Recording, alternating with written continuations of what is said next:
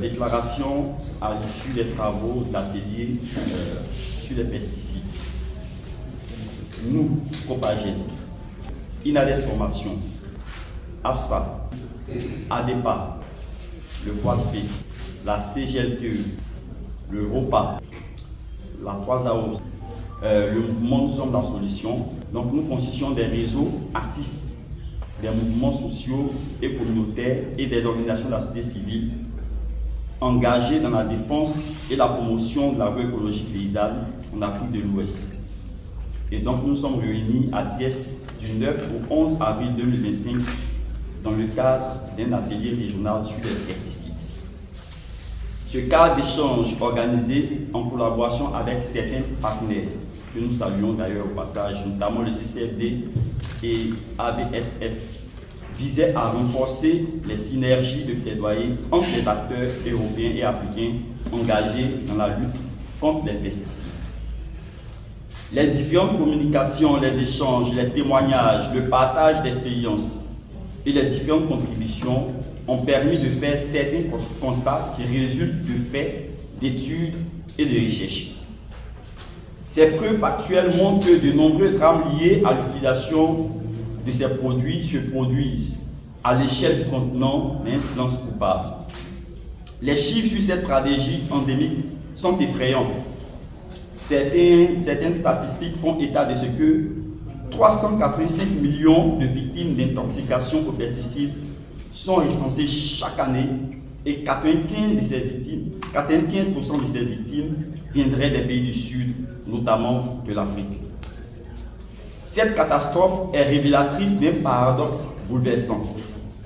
L'Afrique est le continent qui utilise en proportion le moins de pesticides, à peine 5%, mais qui en même temps en paye le plus lourd tribut.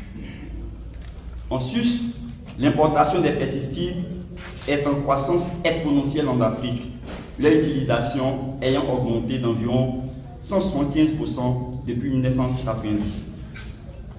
Le plus inquiétant, c'est que le marché noir des pesticides ne cesse de s'étendre de façon démesurée, en l'absence d'un cadre harmonieux, général et efficace de mise en œuvre de politiques et de réglementation hardies.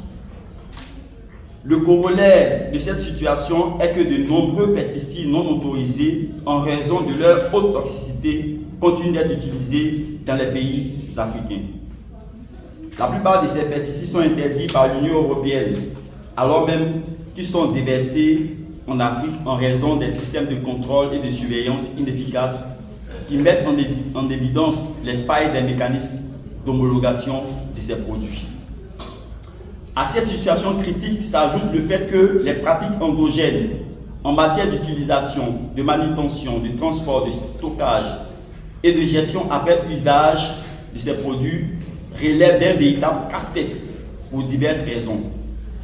Le fort taux d'analphabétisme au sein des principaux utilisateurs de pesticides, c'est-à-dire les agriculteurs et les agricultrices.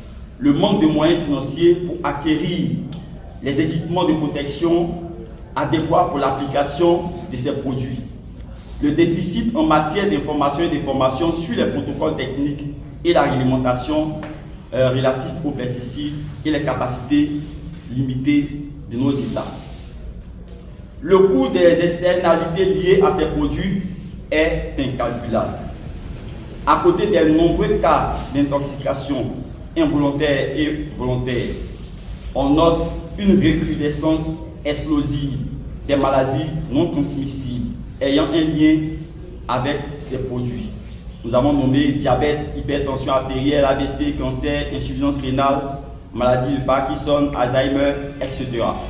Sans oublier la dégradation des sols, la pollution de l'air, l'érosion de la biodiversité avec à la clé l'extinction de populations entomiques telles que les abeilles.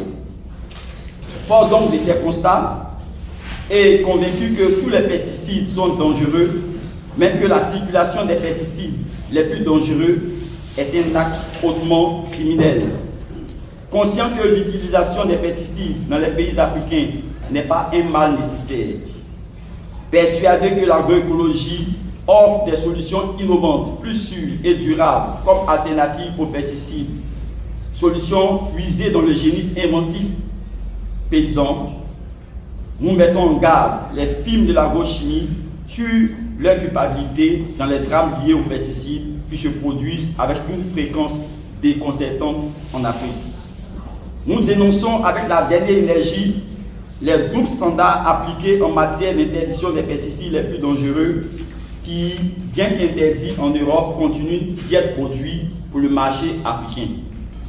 En appelant à la vigilance des décisionnaires africains et attirant leur attention sur les responsabilités de protection de leurs citoyens et de leurs obligations de diligence due.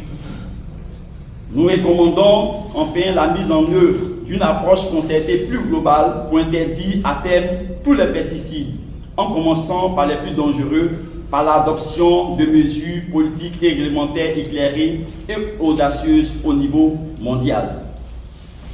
Nous recommandons également la mise en œuvre d'un régime de responsabilité juridique plus strict pour sanctionner tous les contrevenants de la chaîne intervenant dans la filière pesticides.